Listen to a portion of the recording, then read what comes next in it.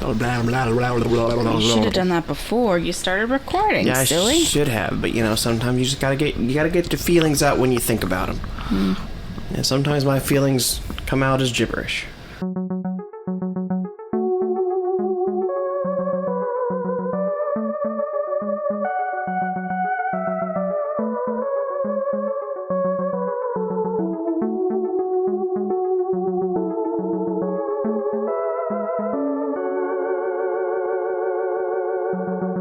Hey everybody, and welcome back to another episode of Who Is My Doctor? Who is my doctor? Who is indeed. I am your host, Zach, and I know a lot about Doctor Who. And I'm also your host, Cassie, and I do not know a lot about Doctor Who. And today we are looking at Series 4, Episode 10, Midnight. And to commemorate the fact that it's called Midnight, we are watching it at 4 p.m. I thought it was called Midnight after the name of one of my stuffed animals growing up. Russell T. Davies is like, man, somebody in like 15 years is going to really appreciate this title. Aw, manzers. Some little girl out there has a little stuffed, I think it was a Beanie Baby, named Midnight. This one's for her. Well, actually, the name Midnight is a good setup for the Cassie Prefassy today. Ah, nuts. So, your little prediction for this episode, we'll start with what is Midnight the name of? So this episode is considered one of Russell T. Davies' best. In fact, a lot of people consider it the best script he ever wrote for Doctor Who.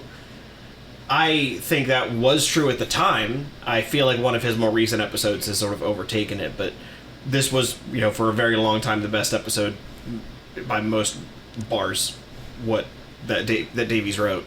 This episode takes place pretty much entirely on a bus.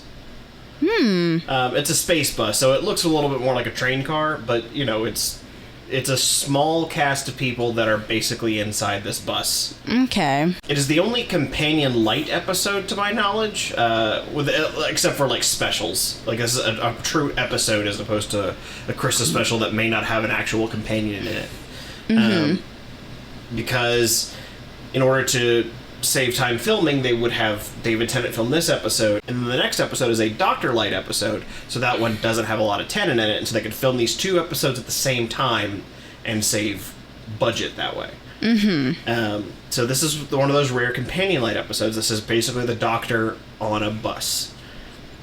So, to flesh out the question of what is Midnight, is it A, the planet they are on, B, the name of the bus they're on, or C, the place they are going to?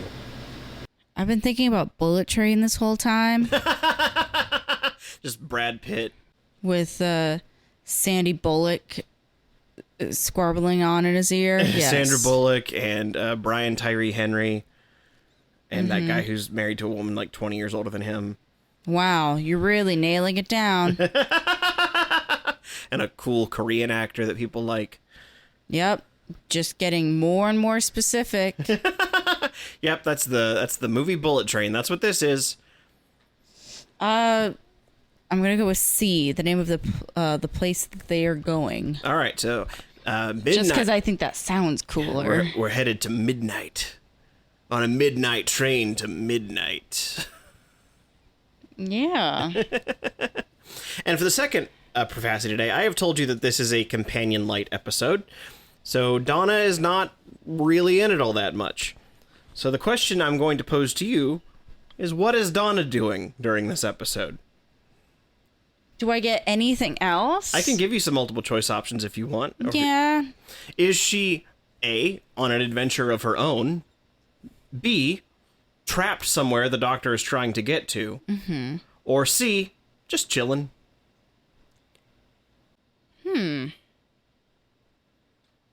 This is another instance where I like the answer C, but I don't think that that's the case. The more likely scenario is she is separated from him and he is trying to get to her. I don't even remember what A is. A is that she's having her own adventure. She's doing her own thing. Get out of here. A. Go in the hole, A. The a Go to your room, eh? You're grounded, eh? Let the before Christ talk. A very angry Canadian parent. You're grounded, eh? I don't think you heard my joke at all then. I did, no. I said the before Christs are talking. That's pretty good. I'm going to go with B for this one. All right, B. So, Cassie's profasses for this episode are that midnight is the place the bus is going to, and Donna is trapped there. Before we go into a little bit further, though, I'm curious, you've seen how Russell T Davies manages his show. Sure. He's the one who wrote, the very first episodes. He wrote, he basically writes the first and last episode of every season. He also wrote the Big Dumb Babies episode with the Raxacorica Fallopatorians. So I'm just curious what you're expecting the tone of this episode to be. So it seems that Russell T Davies likes interesting ideas. Mm-hmm. And he likes putting the Doctor in particularly sticky situations. Yes, I would think so.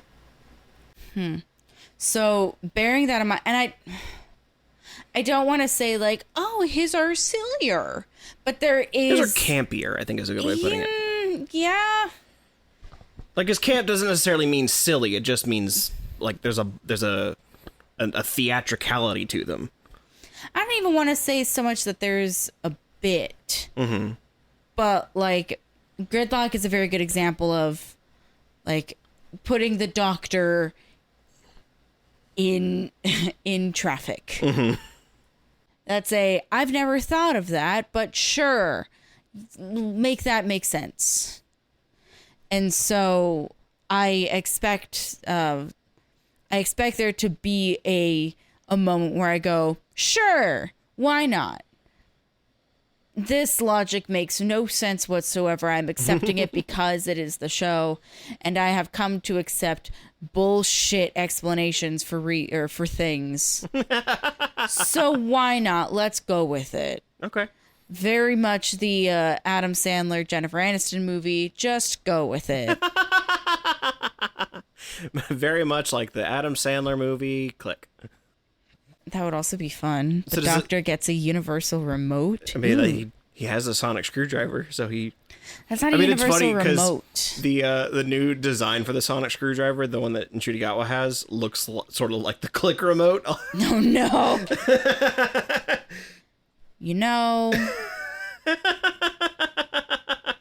That's not what I was expecting. Yeah, I just showed her the new sonic screwdriver. I'm not a big fan of this design, to be honest.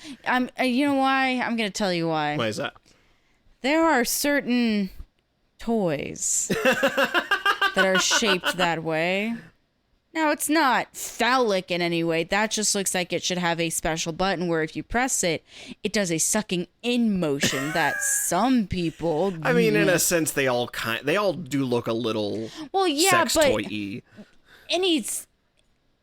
Anything with a handle ends up looking sex toy-y. So even a screwdriver in itself looks a little sex toy-y. Yeah. Because it is shaped to be held comfortably. That, though, in particular, does look very much like it is ribbed for her pleasure.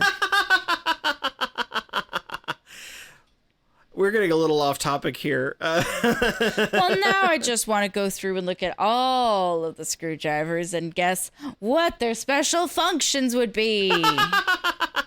Maybe we'll do that when we get a little bit deeper and you've seen more than just that sounds like an episode for the other version of me to join in on. So let's just go back in the summary here. What sort of tone are you expecting for Midnight? I told you. I was just trying to get it condensed again. In the broadest stroke, camp. Okay. And like overly theatrical. I guess that's still camp, huh? So campy, definitely. Are you expecting something more lighthearted or more? Considering the past two episodes we've had, and from the spoilies I'm seeing from a future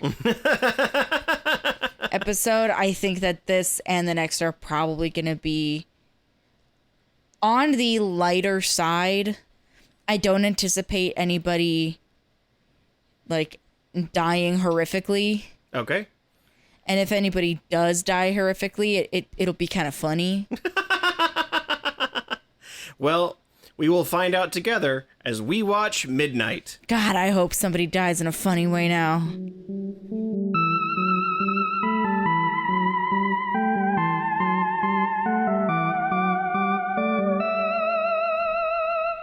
This episode of Who Is My Doctor has no sponsor.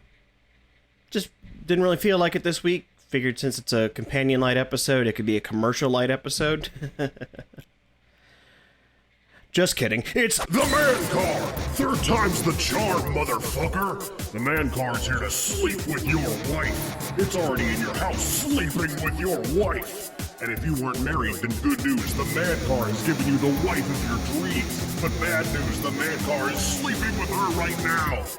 So be sure to be quiet, because the man car is a very light sleeper and will be very upset if you wake it. It has a very important meeting tomorrow, so do not disturb it as it sleeps with your wife. The man car! We're not exactly sure what the joke is anymore either.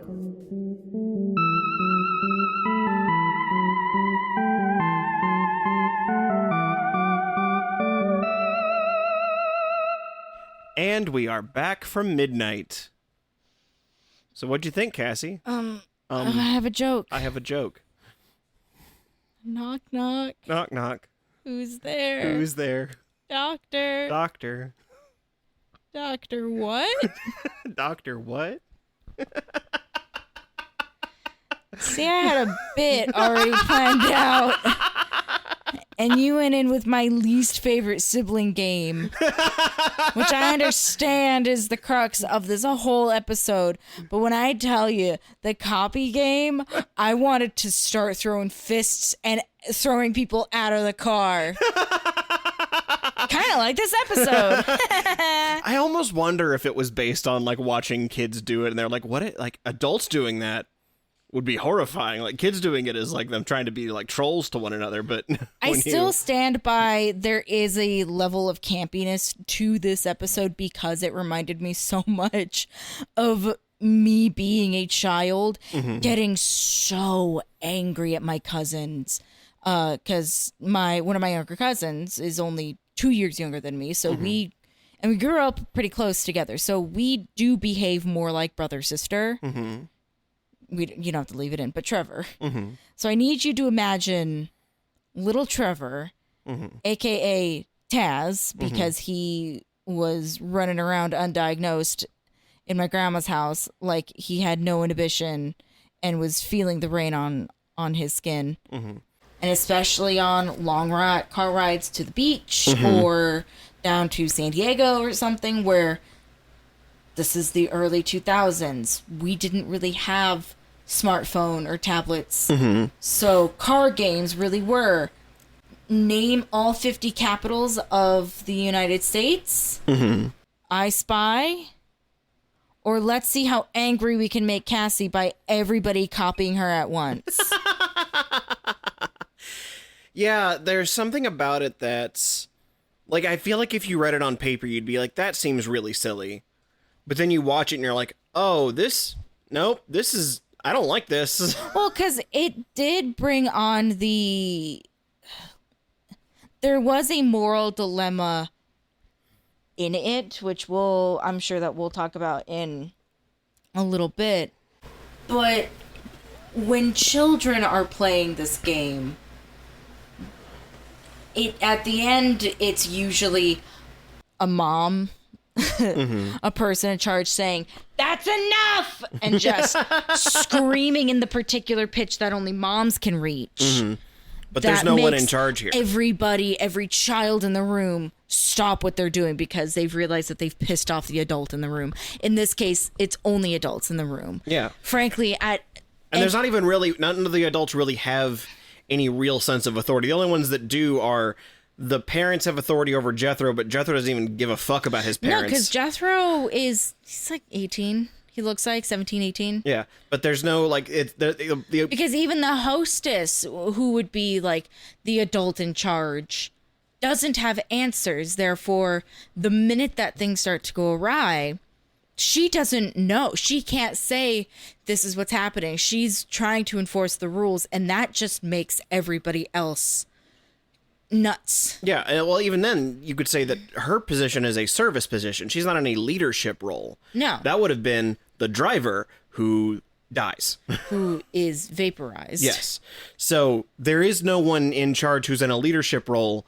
Because even the doctor, who usually assumes that position, is not immediately respected by his peers, if for no other reason than he spent the first,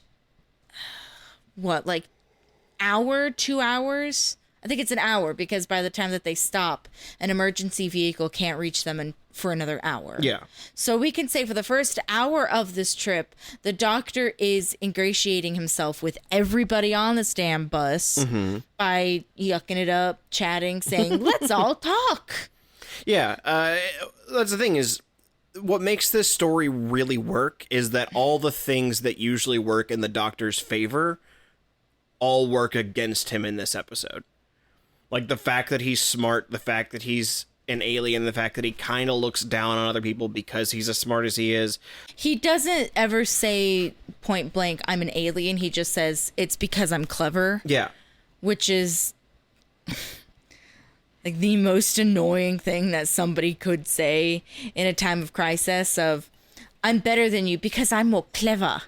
Yeah, well, I mean, if you, remove yourself from knowing the show for a second and just think about, this episode as a self-contained story, we only trust the doctor because we know who the doctor is. We know that's what he's doing, but removed from context, it really just seems like he's kind of a prick that's shown up. Removed from context, removed from his companion. Yes. Because 9 times out of 10, it's the companion that can be the middle ground for everybody else, and the companion is the mediator between the everybody else and the doctor. Yeah. So that way when everybody says, well, why should we trust you?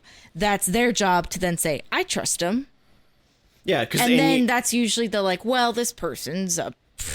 this person's a human just like us, kind of. Yeah. Oh, yeah. How many times have we seen Rose or Martha or Donna say I trust him with my life and make some really impassioned case? Even somebody like River, the second she says, I trust him implicitly.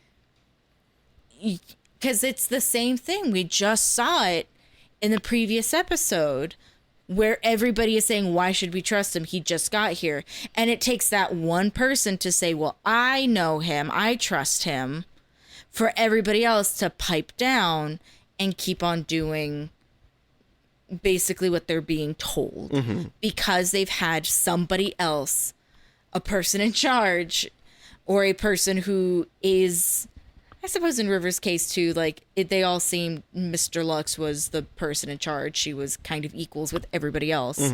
But it only takes that one person to say that they know or that they know the doctor and that he should be listened to. But in this particular case, Donna is having a spa day, which I'm really mad because I said that would be really funny. And you were right. It was pretty funny. It's just clever. I did say that I think this is the closest thing that we'll get to the doctor having a beach episode. Sort of. I mean, a beach episode in the it's because Donna gets to having a beach episode, that's for sure. It's a beach episode in the way that the original intention was for Donna and for the doctor to be having a leisure day.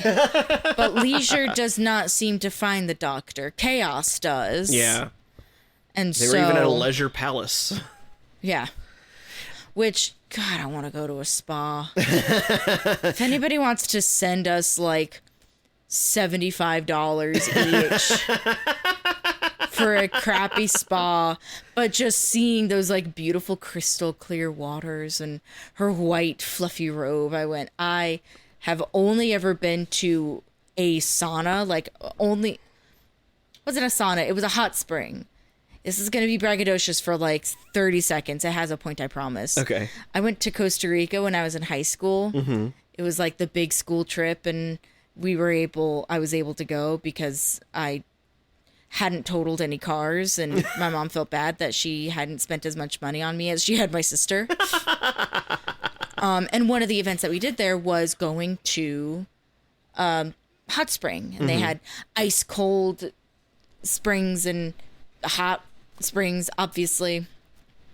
And I just remember going in, I had a horrible rash all over my body just from, I think it was Nair that I used before going on the trip to like eradicate the hair from my body, because God forbid I have body hair. But I had this horrible rash, and it was going into the water that like healed me. It cured me of all my like skin issues.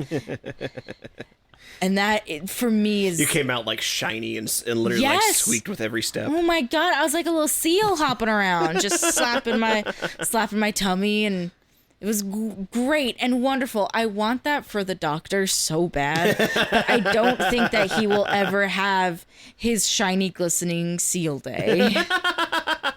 He never gets a day off, that Doctor. Donna clearly does. She looks nice and fresh and pressed and...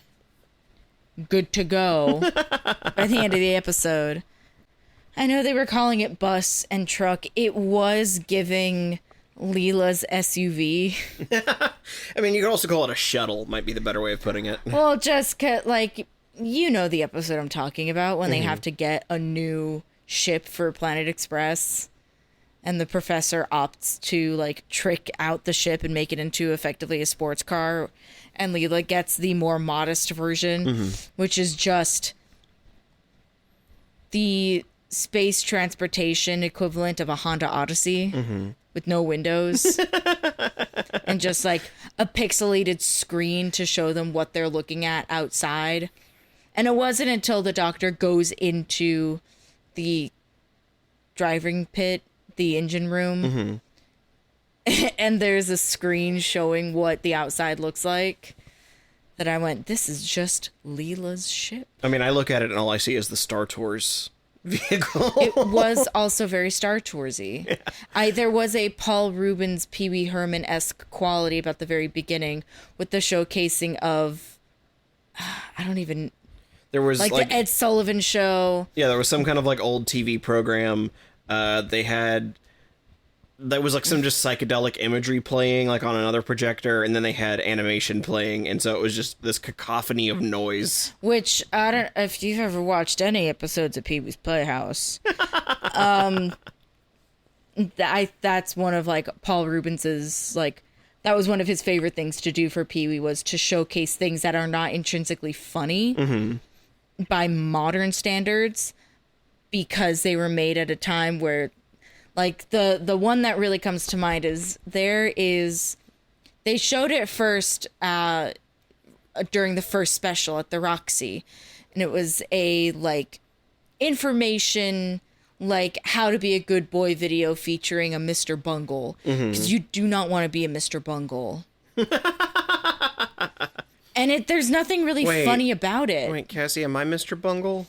No.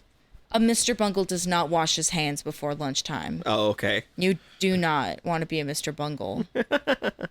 Mr. Real Bungle Goofus also... and gallant energy. Yeah, and this episode starts off very strong with showcasing all of these things. And then the cockpit is very Star Tours. Yeah. It was Paul Rubensy without being Paul Rubens. I had really thought, watching the specifically like 4 TV programs overlaying over one another, and the specific choice of what they were. That one was like a disco music show, one was like old school animation, one was just like psychedelic imagery. I was like, this is what it feels like to be inside Cassie's brain. So if any of you want a little example, that like 30 seconds of midnight where the noise is overlapping constantly, that is why she is the way she is. Genuinely, if anybody ever wants to know what it's like to live inside my brain, just watch all of Pee Wee's Playhouse while you're sick in bed. And that one is a set the mood a little bit, where you're extremely sweaty, but you don't want anything touching you, and you can't eat any food because your appendix is rupturing. all you can watch is Pee-wee's Playhouse because that's the only thing that's bringing you a little bit of joy. That's what it's like to be me, having a tummy ache, unable to sleep, watching Pee-wee's Playhouse. I do wish that there was some kind of communication between the Doctor and Donna, but isolating them also is nice. Yeah, because then it doesn't work. The episode wouldn't work if there was any contact with the outside world. No. Loneliness is sort of a really strong theme in the episode. I would even go so far as to say isolation. Yeah, isolation is a good way of maybe because a better way of putting it. loneliness would imply that everybody in the bus did not know each other, at least a little bit. And the Doctor makes it a very clear point of getting to know everybody and to acquaint himself with every single person except for the hostess. Yeah. I mean, and everyone has it to a certain extent. Some of the more obvious ones are Jethro very specifically doesn't want to sit with his parents, so he sits on the opposite side of the shuttle. You have the professor. Oh, quick side note, the professor is played by an actor named David Troughton, son of Patrick Troughton, the second Doctor. Oh, that's kind of fun. Yeah. Another fun thing, the episode is directed by Alice Troughton, who is unrelated to both of them. That's serendipitous. He just happens to have the same last name. It's really fun, especially because when you watch this, the professor feels a lot like the second Doctor. A lot of this, like, floppy. He's doing a lot of, like, flopping with his hands and, like, just explaining a lot of technical jargon. He feels like a professor stereotype. Yeah, whenever we get to him, I'm sure you'll feel it. It would be nice if David is now far too old to ever play his father's Doctor. But it would have been interesting if they could have done that at some point. Especially because in this episode, he really gives you that impression. But we'll get to that at some point, I'm sure. But yeah, he is the only person who is researching this planet. Much like his assistant Dee Dee, who is the only person searching for the lost moon of Poosh. Poosh. Which is just a fun thing to say. I really like making David Tennant do any oosh sound. Do ooh sounds? Yeah. To Poosh. Jadoon platoon upon the moon of Poosh. Poosh. Then there's... Wait, Poosh is just one stone's throw from a shoosh. Shoosher. It's a nose. That's a people. And then we get... in the front of the car, there are not two drivers. There is a driver and there is a mechanic. Trainee. Mechanic trainee. And then we have the hostess, who is the only, like, crew member aboard this. Everyone else is either working up front or is a passenger. And then we have, most importantly, Sky Silvestri, who, tells a story about how she is there because her ex-wife has decided that she needed space. And by space, she meant an entire other galaxy. So she is feeling, of everyone there, the most isolated. As evidence by the fact that I believe she's sitting like 2 rows ahead of everyone else. She's the only one at the front of the car. Yeah. She's there entirely on her own. Even when she's talking with the Doctor, it's very, like, almost in hushed whispers. Yeah. Like, she's not well, there because with everybody else is having some kind of conversation. Yeah. And so what do we want to call... Because we can't call it Sky right now. But I guess... We can call it the me. So the me, the midnight entity, goes after Sky. The me. I'm not saying midnight entity. That's a hard word for me to say. So the me ends up going after Sky first. Sky, who is the most isolated of the group here. Well, it seems that it's going after her not out the gate. It seems to only go after her after it's already vanquished the front of the cabin. Yeah, it goes out of the cabin. And she just so happens to be up closest to well, the front I'm of also the cabin. I'm going there's a theme here I wanted to touch on because like I said I'm Zach. I'm the smartest person in the room. Because I'm clever. Shut up, you wish. I'm stupid. People like me more. I never said you were stupid. So not to my face. So Sky is feeling the most isolated of the group here. She is the one who was attacked. Now they make an assumption in the episode that it is because she was the most scared of everyone there. But I think that also feeds into this. She's the most scared because she doesn't have anyone else there that she's like attached onto. Everyone else has somebody, even if they're not close. Yeah. Between her and the doctor, they don't really have either to lean on. Yeah, and the doctor has been a whole social butterfly since he turned off all the things and decided, oh, I guess we'll have to just sit here and talk with one another. I have never hated the doctor more than when he decided to be the guy on the plane that's like, I want to talk to everybody here. I mean, considering how small, though, the bus is. Yeah. You know, it's... I'm just like, I'm on vacation. If someone decides to turn off the TV that I was going to enjoy and then bother me... No, but everybody seemed to be rather disinterested. Yeah. Because right at the very beginning, Dee and the professor decline any headphones at the earplugs, please.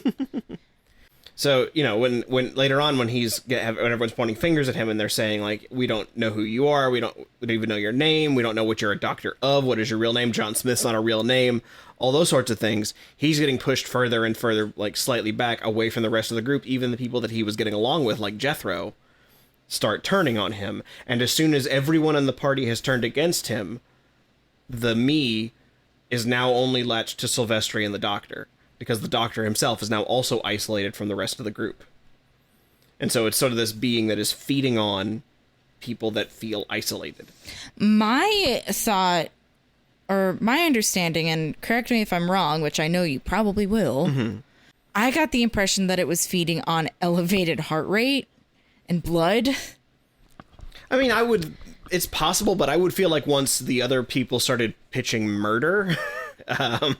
it might have... I mean, like, perhaps an element of fear, then. Yeah. I mean, there's certainly something to be said of, like, people who are, you know, feeling the most fearful, or it's just, who is the easiest prey in this moment, and it's... Anxious. And it's whoever has, like, separated from the rest of the pack. So there's a level of, like, okay, if I can feed the paranoia of this group, because they say that the being, like, latches out and whispers in your brain, and the me has been separating the doctor from everyone else because it was the easiest split to make. Because he was the only other person there that had no connection to everything else going on. Yeah, I think it's a really interesting, like, thematic play that you don't often get in Doctor Who, especially because it's fun that they never say it outright. In fact, the two things they say sort of contradict it, but it's also the characters just making guesses. You know, it's because they have the guess that the first thought is that she attacks Skye because she's the most afraid, and then the doctor assumes that the Midnight Entity has latched onto the doctor because he's the cleverest in the room, and the doctor is wrong. He's latched onto the doctor because the doctor, they've all agreed they can kill the doctor. But there's nothing scarier than a white woman deranged. You know, you're not wrong, and they picked a good actress for that too. Yes, because she looks like someone who would ask to see the manager. But, like, in a very nice way. The kind that would just be like, I don't want to make a fuss. This is friendly fire. It does have very much the same energy as the monsters are doing Maple Street. I don't know what that is. So it's a Twilight Zone episode. Okay. Where there is a monster. Okay. It's on Maple Street. Lights are following so far. Yeah.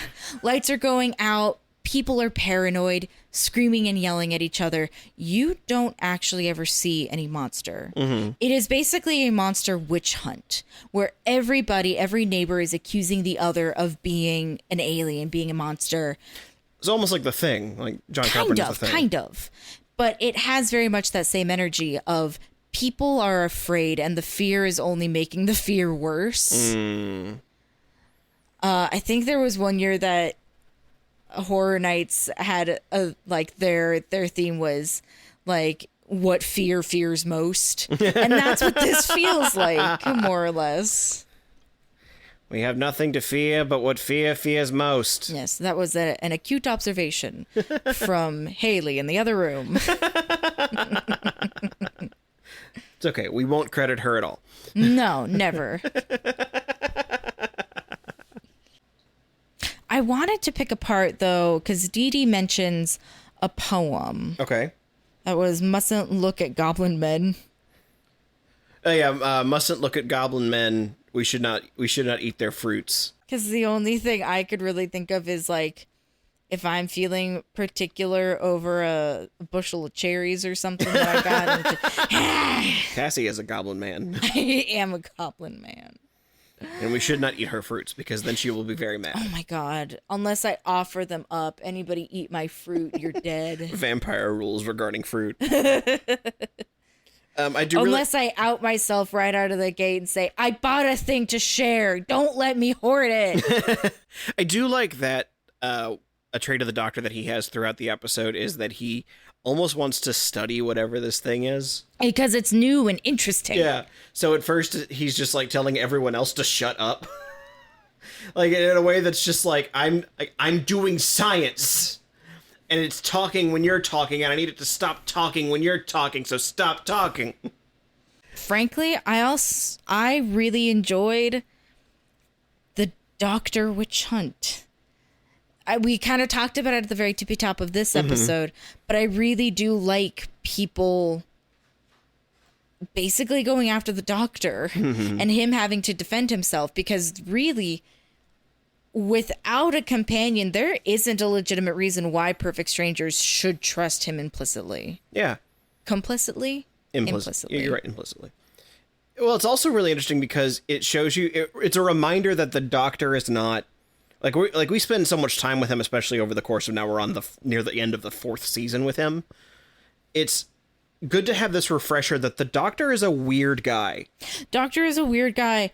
Doctor is also very flawed. Yes. And most of the time he covers up his flaws by being the cleverest and smartest and being, I don't want to call him a messiah by any means, but he is a savior in a lot of capacities.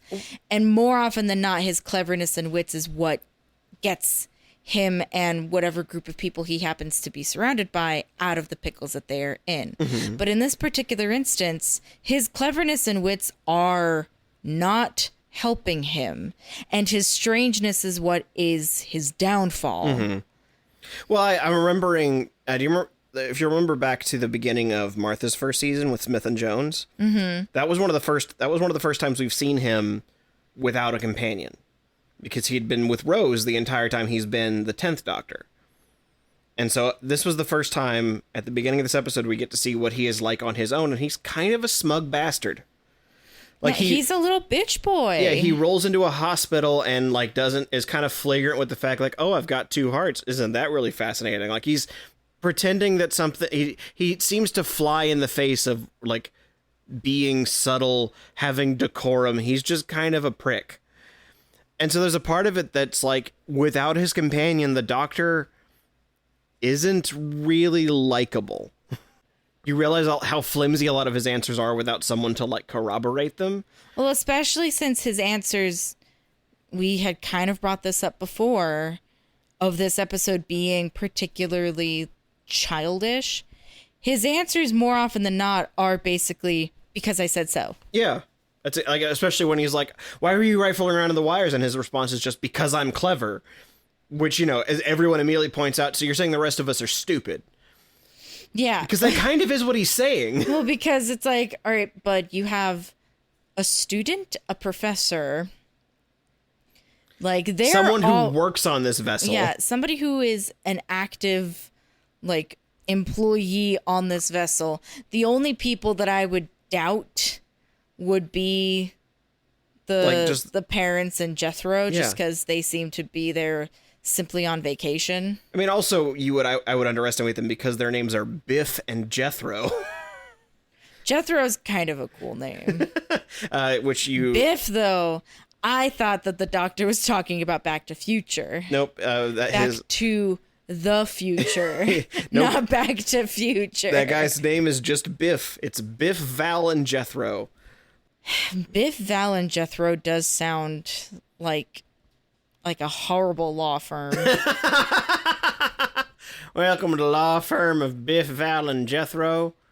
We will definitely take all your DUI cases. Welcome to the law firm of Biff, Val, and Jethro, where we will help you hide the body and then not say nothing. That's our motto. Are you being sued for stealing your neighbor's chickens? Heh, they deserved it. If that horse entered your property, that is officially legally your horse. Your property, your horse. This episode of Who Is My Doctor is brought to you by Biff, Val, and Jethro. Jethro Esquires. Get them while they're hot. That can be one that we do together. Yeah, it could be. I liked it especially when the professor specifically was the one who got really mad at the doctor saying he was clever. Because the professor, especially early on, seems to take a lot of pride in the fact that he is... studying this planet. Yeah, he is studying this planet. So there's a part of it where I'm sure he, until the doctor basically stamped his foot down on it, felt like he was the smartest person in the room. Especially with the way he talks to Dee Dee. I believe he had been on this particular trip 14 times. Yeah. It would be the equivalent of the doctor going in a submarine with James Cameron to go down and look at the Titanic and then say that he knows more about the Titanic than James Cameron does. Which is almost certainly true, because you would assume the doctor at some point has been on the actual Titanic, not just the space one that we saw a few episodes ago. Yes. However, do I want to be engaged in battle with James Cameron? An intellectual battle about the Titanic? No, thank you. That's his hyperfixation, motherfucker. I just really liked everybody going, do it now, do it. For no other reason than it's very Palpatine. Do it. And then there's an episode of Friends where it's one of my favorite episodes. They come back from a beach trip where at the end of the trip, they're like, oh, how was your trip? Like, oh, nothing. I don't know. Because what had happened is that Monica gets stung by a jellyfish, and the way that they treat her jellyfish sting is by having Joey, or it starts with Joey, but then it ends with Chandler peeing on it. And so he's like, sometimes at night I can hear everybody, do it now, do it. And then Joey goes, yeah, and sometimes I just like to scream that at the wall just to mess with you. It's pretty good. There is some episodes of that show that I really like, that being one of them. Yeah. So there's one thing that I really appreciate is that because we never see the Midnight Entity, the only ways we really can have it portrayed is in the actors and in the sound design. I guess the banging on the walls is sound design. Well, I'm also talking about the little music stings that happen. Oh, I didn't even clock that. Yeah, there's a lot of little music moments. I was distracted by how Sky Silvestri didn't not look like J.K. Rowling. See, the difference though is Sky only wanted to murder someone. Yes, but that's only after she was infected. Yeah. Maybe, just maybe. I'm sure there's a joke here somewhere that I just cannot think of. J.K. Rowling is infected with being a ass hat. I'm sure I can be much cleverer than that. Yeah, there's a few different music stings specifically to let you know, like, and we're moving into the next phase of what the entity does. I did clock that at the very beginning of the episode. It is happy-go-lucky, very my favorite 70s supermarket music. But then as the episode goes on, that levity leaves. It doesn't just dissipate and morph and turn into something else. It completely gets like vacuumed out of the room. And it's the second that the me enters that then you do have that shift. And then I became way more interested in the moral dilemma that everybody was having about throwing Sky out of the tram, because there was about 6 seconds, or that's what Dee Dee was saying, is that there's 6 seconds that they have to open the door, throw her out, and close the door again before the... Open the door, get on the floor. Everybody do the dinosaur. Walk the dinosaur, my bad. But the doctor doesn't want anybody to die. 2 people have already died. Let's not make it a third, is exactly what he says. And I do really like everybody yelling and screaming about wanting to throw this innocent woman off board. Because I think the people that are against it are Jethro. Mm-hmm. But he's just a boy. His vote doesn't count. The doctor immediately goes, we're not taking a vote. We're just not doing it. Bullshit. That's how I would act in that situation, too. We're just like, we're not voting. This is no. We're not doing it. This is no. But it's nice to see the doctor being put in a moral life or death situation without a companion. Yeah. And also, David Tennant is acting his ass off in this episode. Yes. Like there are well, because he doesn't have, and I don't want it to sound like I'm saying that a companion is not helpful, but he doesn't have a crutch. Specifically in the sense of like, the doctor, very much like how you had said before, is completely isolated. Yeah. He is alone. Therefore, David Tennant is also having to be the doctor in a state of fight or flight, in which there is nowhere for him to go. Yeah. He cannot do a lot of running like he seems to do so often. Well, honestly, even getting past that, one of the nice parts for David Tennant is when the entity is now making him echo her. Mm-hmm. And so he's stuck in place, and all we get is David Tennant's, like, unflinching, like, frightened stare. As he's like... Asymmetrical stare, yes. Yeah, as he's, like, getting flop sweat from repeating it and like, feeling it as, like, wriggling around in his brain. It feels almost like the me puts its victims into like a state of seizure. It's not actively spasm, but it is a state of complete frozen inability to move. It's like a chokehold of the brain. Yes. Because I think he even says, as the me, it's so cold, I can't breathe. Yeah. But there's a moment in particular that I really like where the entity says, "We throw him out," and so David Tennant has to repeat, "Yes, throw him out." And I don't know how exactly he does it. I don't know how he shifts in such a way where his face doesn't seem to move, but the emotion in his face seems to move. It's all in his eyes. Yeah, it's eye acting, baby, my favorite. Yeah, because there's a part of him where he's just like, "Oh my god, this thing is making me ask them to kill me." Like, I have now been condemned to death, and I can do nothing about it. I made a deal trying to be the hero, trying to save everybody on this ship. Yeah. Yet I am the one that is now going to suffer because I decided to be a hero. And for the doctor, I'm sure he also knows that as soon as I'm gone, this thing is just going to keep doing this. Mm-hmm. It's going to keep pinging around, feeding off whoever it is until it's fed on everyone here, till everyone else is dead and it gets off. Mm-hmm.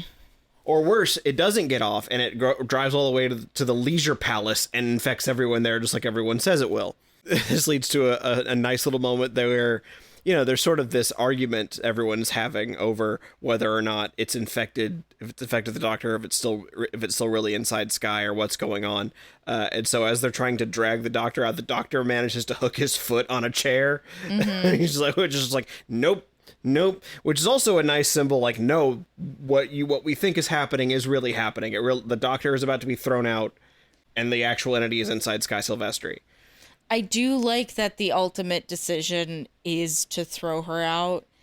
It makes me kind of sad knowing that it was at the hands of the stewardess. Mm-hmm. And then they have a cool, 20 minutes later, where they're all sitting in silence, and the doctor goes, "Nobody got her name." She's not even credited with a name. Her name in the credits is the hostess. Because even the doctor himself spent so much time going around, talking to everybody, learning what they're doing, what they're up to, mm-hmm. Having one-on-one moments with everybody, except for the person who does ultimately save the day. Yeah. And I also like that the way that it happens is because she went around talking to everyone, so she knows what they sound like. So she knows that the doctor says Allons-y. And so the second Skye says it, she's like, wait a second, hang on. It's a nice, human moment, because it's also a thing that we know about the doctor. We know that he says Allons-y. But that's not a thing that they would know, except for the hostess who happened to hear it. And happened to question it because it's French, a language she probably doesn't know. Yeah. While the rest of them, for whatever reason, are making things up. Like they've almost had like hallucinations of what's happened, where they're like, no, I saw it go from her into him. I saw it happen, and you saw it happen, right, Jethro? And Jethro's like, I don't think I saw anything. She's like, yes, you did. You saw it. Which, there's a real authentic mom moment there. Like, not my mom necessarily. My mom is it's way cooler, but I could also feel, I've seen a lot of moms where I would expect them to be like, if their kid went, no, I didn't see that at all, they'd be like, yes, you did. It's a very common parent to child thing, but it's that weird space and time in which the child is no longer a child. Mm-hmm. But, it's still the like, well, you're my sweet little boy. I know more than you do. The same way that like I look at my nephews and I'm like, oh, you're just my sweet little boys. Meanwhile, one of them is 22 and has a child of his own. What do you know, bud? Like, no, he's a dad. Like, he knows different than you now. He's not a child anymore, stupid. Yeah, and then... But it's a very authentic, like... Jethro's parents seem to be doing a lot of stepping on him. Jethro's parents suck. Like, you don't like Biff and Val? Val is another entry in the Doctor Who's terrible mom category.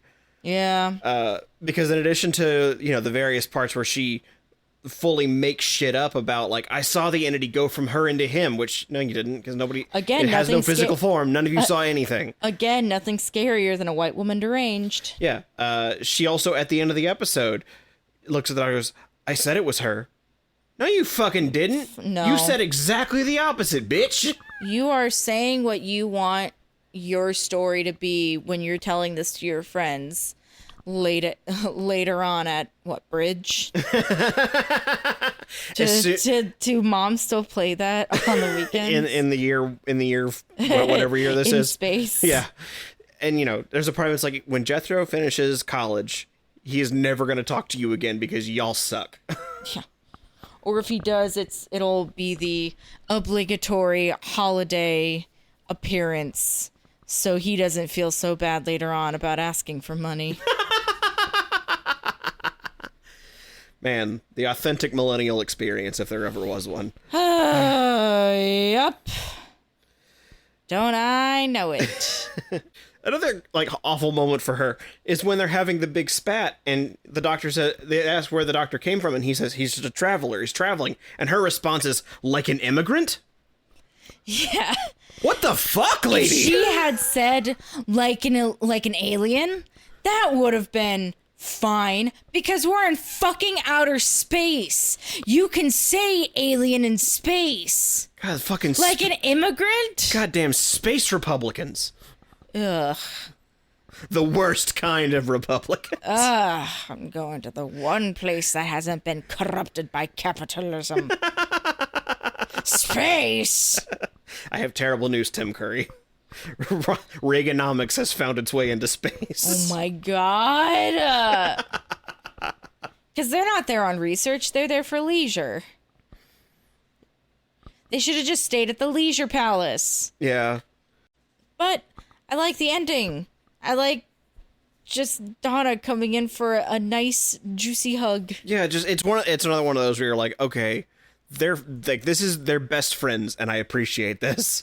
This is good, strong characterization without having to say a whole lot. And I also really like when Donna just as a friend repeats what the doctor says, and he's don't do that. Because she's like, yeah, I get it. But speaking of other companions, we did get another glimpse of a certain Rose Tyler on the TV. Yeah, we get the exact same clip that you pointed out in the Sontaran strategy.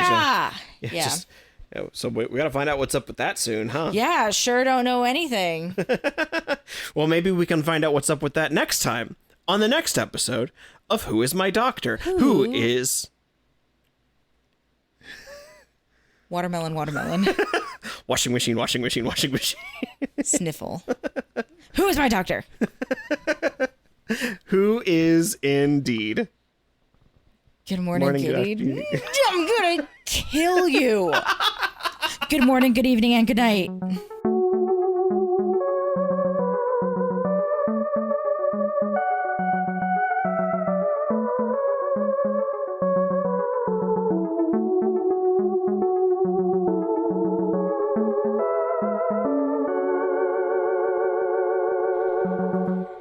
Look, we both know the best way to do an outro for midnight is for me to mimic the episode where I have someone echo me, and like we do a back and forth until they start overlapping everything I say, but I can't do that because I'm alone right now.